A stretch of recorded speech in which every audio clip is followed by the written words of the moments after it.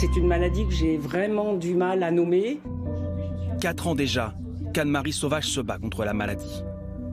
Le diagnostic est tombé lors d'un examen de routine, un double cancer du sein. J'étais allongée, heureusement, parce que mes jambes se sont vraiment dérobées sous moi. Très vite, elle subit une double mastectomie, une ablation des 2 seins. Elle entame alors une chirurgie reconstructrice, 6 opérations très lourdes pour réparer sa poitrine.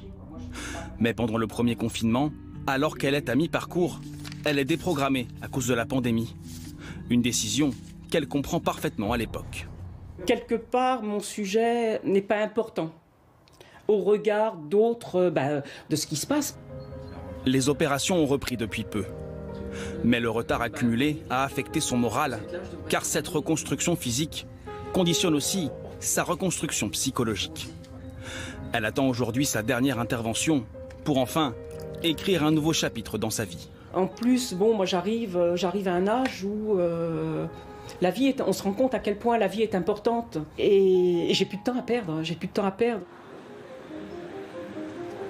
À Limoges, les médecins du service de cancérologie de cette polyclinique peinent à rattraper le retard pris depuis le premier confinement en 2020. Le bloc opératoire tourne aujourd'hui à plein régime, mais les consultations de dépistage sont encore très affectées. Conséquence, les malades pris en charge sont bien souvent à des stades plus avancés qu'auparavant. On voit maintenant des cancers à des stades qu'on ne voyait plus auparavant.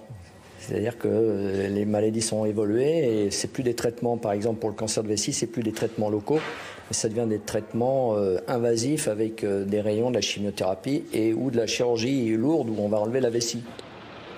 Ce lundi, l'Agence régionale de santé d'Île-de-France a donné aux hôpitaux et cliniques l'ordre ferme et immédiat de déprogrammer 40% des interventions chirurgicales. La directrice de cette association qui vient en aide aux femmes atteintes d'un cancer craint que cette décision mette en danger de nombreux malades. Les malades en ont pris plein la figure. On compte parmi nos adhérentes et parmi notre communauté les mortes depuis la rentrée, depuis septembre, par dizaines. Si on annule les opérations de cancer, donc les mastectomies et les autres opérations de cancer, ça veut dire que c'est des gens qui perdent des chances à long terme. Une fois de plus, ils ne perdent pas des chances aujourd'hui.